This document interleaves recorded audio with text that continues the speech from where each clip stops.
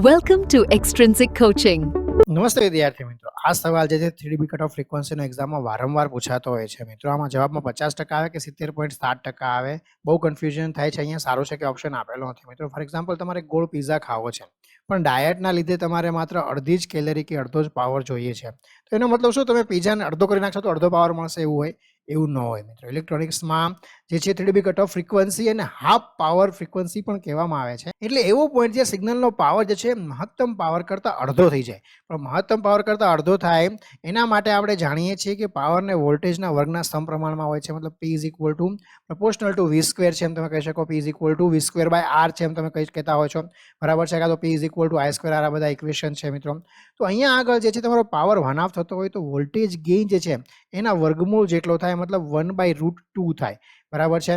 તો અહીંયા આગળ 1/√2 તમે મેથેમેટિકલ વેલ્યુમાં કન્વર્ટ કરો તો એ 0.707 થાય મિત્રો, અને પર્સન્ટેજમાં કાઢો તો 70.7% આવે. તમે એનો ગ્રાફ ડ્રો કરો ને મિત્રો તો તમને ગ્રાફ પણ જે છે કંઈક આવો મળે, બરાબર? તો આ જે વેલ્યુ છે અહીંયા આગળ, બરાબર, મેક્સિમમની આ વેલ્યુ જે છે એ 70.7% પીકથી થતું હોય છે.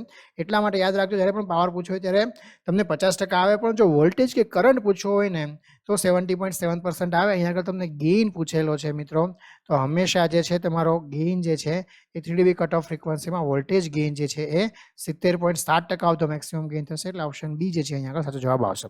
100% તો મેક્સિમમ ગેઇન તો મળે જ નહીં, બરાબર છે? બાકીના ઓપ્શન જે છે એ આમનામ ખોટા છે, તમને ખબર પડે.